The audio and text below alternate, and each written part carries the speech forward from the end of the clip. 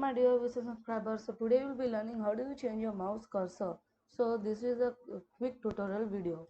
So first you need to type change mouse pointer color or size. It brings you to the same when you search. As you can see, I just selected this version of black. At the starting of video you can see. But suppose I like the custom color. You can just click right over here. So it brings to a pink color one. And also here is a light green color, or if you want a purple one or black one, etc, etc. Suppose think I want this as a white version.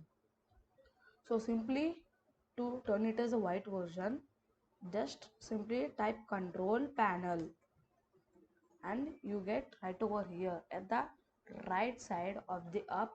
You can just type mouse and here you get change mouse settings. Simply click on that. At side of buttons you can see a pointers, so when you click that you can change into white one. So before I do that, and also I want to say you one thing, that if you want to change the mouse cursor into a Minecraft cursor or a white black systematic cursor, search in the net or search in the net of any of your choice, you will get a link to change. So save it in the desktop as here and you'll get a browse to change, and you can simply do that. As of now I'm going to be showing how do you change like anything of your custom. So the black one now turns into white. Now I'm going to apply it.